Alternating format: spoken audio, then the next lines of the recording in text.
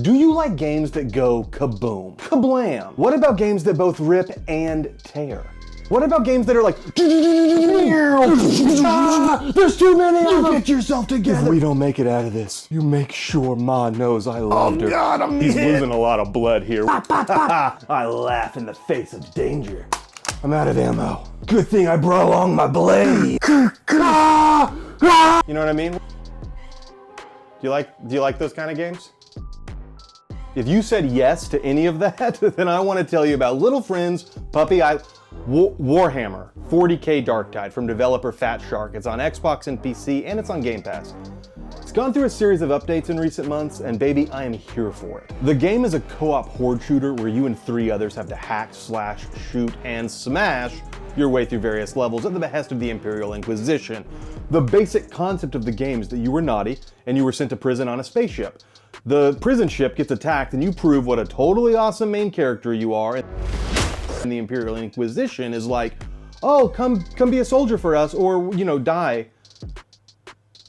And now you live on this other spaceship, which is basically a prison ship, above a planet where this mega city has been overrun by the forces of chaos, specifically the forces of this guy, Nurgle. Yikes, somebody forgot to flush. Hottie humor. We're better than that. Are we? This is probably a good time to tell you that the world of, well, worlds, the universe of 40K is like batshit banana pants. In the grim darkness of the future, there is only war, and that statement is like the happiest thing about Warhammer. There is only war, and it's somehow worse than you would think. Everything sucks to a hilarious degree. The world is so dark, it makes Doom look like Little Friends Puppy. I only recently got into this after playing Boltgun, another fantastic game in the Warhammer universe, where there is an actual trash-talking button.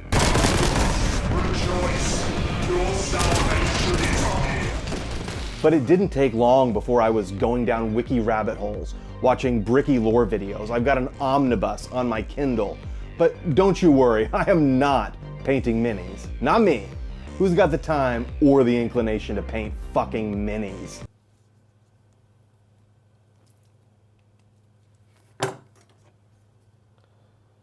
Anyway, there's 4 classes.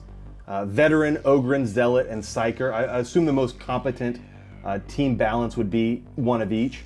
But I've had games where 3 Zealots, 1 Big Dumbo, no problems at all. Every class seems to be pretty confident.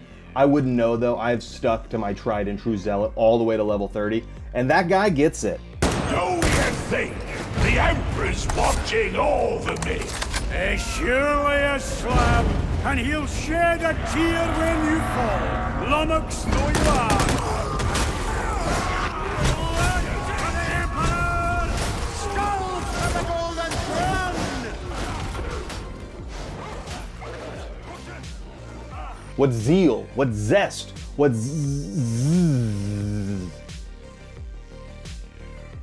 This game has swords, axes, knives, guns, and laser guns, efficiently titled Laze Guns.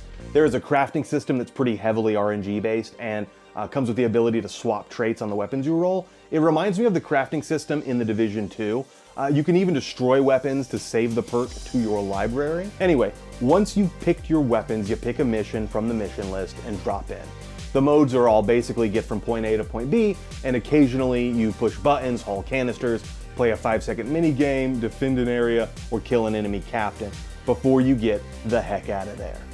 The melee combat in particular shines. Don't get me wrong, the guns sing like friggin' songbirds of doom. But Fat Shark has really honed in on what makes first-person melee feel good. From blocking to pushing to heavy swings, this is not just wildly swinging or blandly mashing the button. There are tactics to the various melee weapons. Strategery, if thou willst.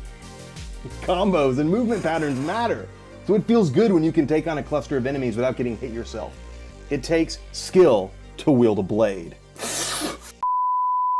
At the lower difficulties, the game gives you time to breathe and learn the best way to take on the various enemies. At Tier 4 Heresy difficulty, hold on to your butts. The enemy waves can easily get overwhelming if you aren't working as a team. This is not a game for the lone wolf. You will get cornered, incapacitated, or killed, leaving the other 3 in a pinch, forced to take a detour to rescue, respawn you. The game goes even further in encouraging teamwork, giving players a coherency buff to their toughness meter based on proximity. You don't have to be on top of each other. The game is pretty generous. Even strung out in a line, all 4 players will get the buff. But don't go running off downstairs or 3 rooms over, because the game's AI director, they'll get you. And let's not forget the skill trees. As you level, you'll get 30 points to plug in. And you can lean heavily into one path or pick a winding way through to customize towards your playstyle's strengths. And this is new as of October. When the game launched last year on PC, it was missing this skill tree.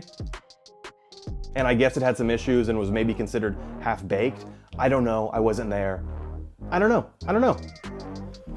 But a year later, with that major update in time for its release on Xbox and now in the middle of the Trader's Curse update, this game kicks ass. I recommend you try Darktide, and if you have Game Pass on PC or Xbox, it's a no-brainer.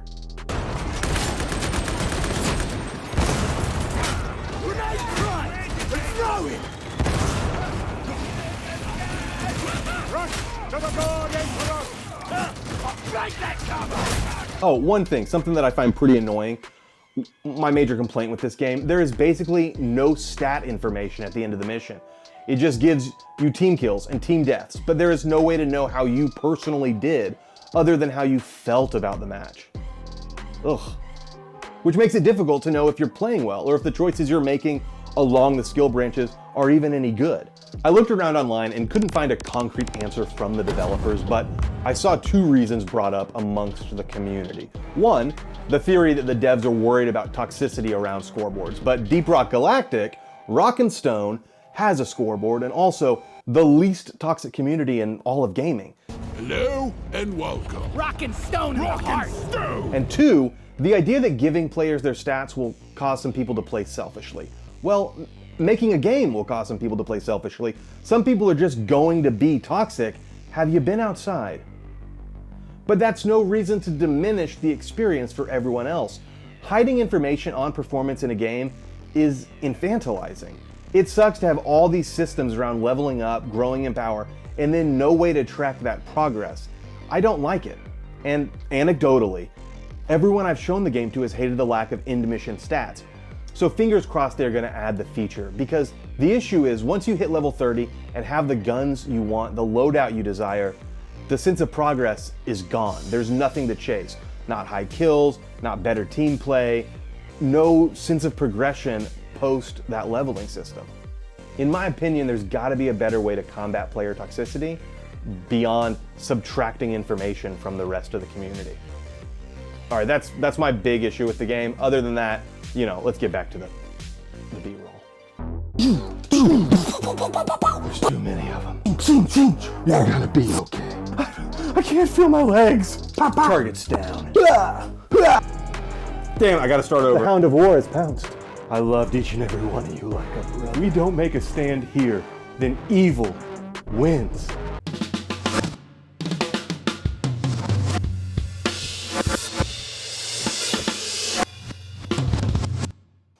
And now we'll be making your silver pants blue.